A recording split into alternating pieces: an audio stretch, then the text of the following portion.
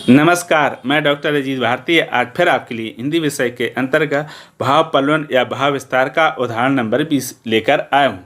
ठीक है, तो ये आपके लिए बहुत ही काम आने वाला है और उपयोगी सिद्ध होगा। अगर ये परीक्षा में पूछा जाता है या नोटबुक में पूछा जाता है तो देखो परीक्षा में पूछे कैसे जाते, इस तरह से जैसे दिया है कि प्रश्न नंबर 20 तो दिया है कि सत्ता की भूख ज्ञान की वर्तिका को बुझा देती है का भाव पलवन कीजिए। तो देखो ये क्या लिखा है, सत्ता की भूख ज्ञान की वर्तिका का अर्थ होता है बत्ती को बुझा देती। जो हमारी ज्ञान की लव ज्वाला जलती है वो क्या होती है, सत्ता की भूख क्या करती है, उसको बुझा देती है। अगर इसका भाव पलवन पूछा जाता है तो हम इस प्रकार से लिखेंगे। ठीक, सबसे पहले लिखेंगे उत्तर के बाद लिख देंगे शीर्षक, सत्ता की भूख ज्ञान की वर्तिका को बुझा देती है का भाव पलवन। ठीक है, उत्तर लिखें। इतना शीर्षक लिखने के बाद अब हम क्या करेंगे, इसका हम लिखेंगे उत्तर। तो उत्तर अपना इस प्रकार से रहेगा, लिखेंगे कि सत्ता की भूख ज्ञान की वर्तिका बत्ती को बुझा देती।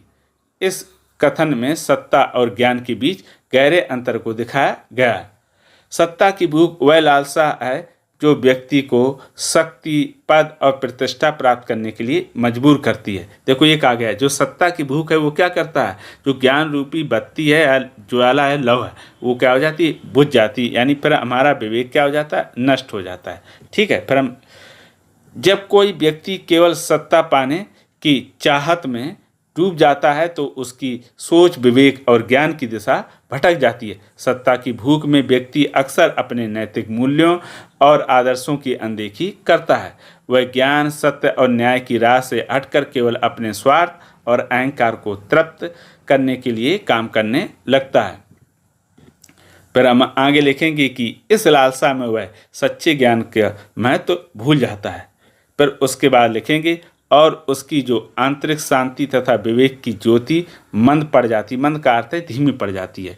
इस तरह से ज्ञान का वह प्रकाश जो व्यक्ति को सही मार्ग दिखाता है, लेकिन जब सत्ता की अंधी दौड़ में व्यक्ति लिप्त होता है तो वह प्रकाश धीरे धीरे बुझने लगता है। सत्ता की भूख व्यक्ति को स्वार्थी, अधीर, अन्यायप्रिय बना देती है, जिससे समाज में असंतुलन और अराजकता उत्पन्न होती है। इसलिए सत्ता का लोभ त्याग कर ज्ञान की ओर बढ़ना ये व्यक्ति और समाज दोनों के लिए कल्याणकारी है। तो देखो ये कहा कि अगर किसी व्यक्ति को सत्ता की भूख लग जाए तो फिर क्या होता है, उस लालच में वो अन्याय करने से भी पीछे नहीं हटता है। ठीक है, इसीलिए व्यक्ति को क्या करना चाहिए, सत्ता के लालच को छोड़ना चाहिए और समाज के और व्यक्ति के कल्याण के लिए काम करना चाहिए। तो ये हो गया आपका प्रश्न नंबर 20 अर्थात उदाहरण नंबर 20।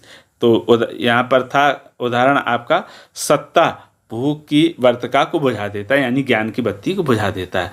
मैंने यहाँ पर इसके डिस्क्रिप्शन बॉक्स में 1 से लेकर 19 तक जो भाव पलवन के उदाहरण उनकी भी लिंक दे रखी है। आप वहाँ जाकर सरल भाषा में उन्हें पढ़ और समझ सकते हैं। अगर किसी प्रकार का कोई प्रश्न हो तो हमें कमेंट बॉक्स में लिख देना। ठीक है, और अगर कोई मन में आपके प्रश्न हो, कोई ऐसा भाव पलवन करना हो जिसका उत्तर समझ में ना आ रहा, तो उसके आप जो प्रश्न है हमारे कमेंट बॉक्स में लिखकर डाल देना। मैं उसे समय रहते प्रयास करूंगा आपके सामने प्रस्तुत कर पाऊँ। और जो भी ज़रूरतमंद है आपके मित्र या छात्र, उन्हें भी ये लिंक शेयर कर सकते ताकि वो भी इसका लाभ उठा सकें। तो फिर आज के लिए इतना ही। अब हम फिर मिलेंगे किसी नए विषय के साथ, तब तक के लिए धन्यवाद।